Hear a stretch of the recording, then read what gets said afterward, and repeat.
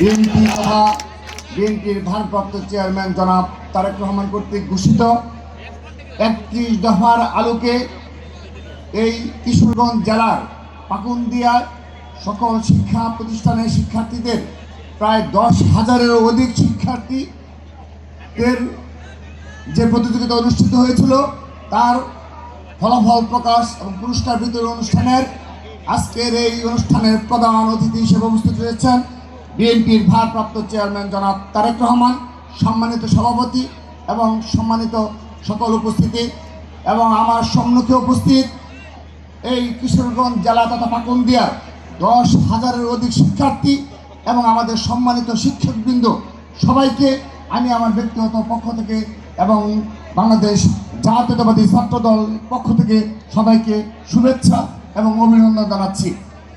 আমি ছাত্রদলের পক্ষ থেকে একটি প্রত্যাশা রাখব, এখানে যে সকল শিক্ষার্থী উপস্থিত রয়েছে সবাইকে অবশ্যই আমরা রাষ্ট্র গঠনের ভূমিকা পালন করব, ধর্মীয় অনুশাসন মেনে চলব, সমাজ পরিবর্তনে ভূমিকা পালন করব, রাজনৈতিকভাবে সচেতন হব, কিন্তু আমাদের প্রধানতম দায়িত্ব ভালোভাবে পড়াশোনা করা এবং পড়াশোনা করেই আমাকে আমাদের পরবর্তী স্টেপে যেতে হবে। আমি যদি ভালোভাবে পড়াশোনা না করি তাহলে আমি আগামী রাষ্ট্র বিনির্মাণে, সমাজ পরিবর্তনে তথা পরিবারের ভবিষ্যৎ পরিবর্তনেও আমি কোনো ভূমিকা পালন করতে সমর্থ হব না, তোমরা ভূমিকা পালন করতে সমর্থ হবে না।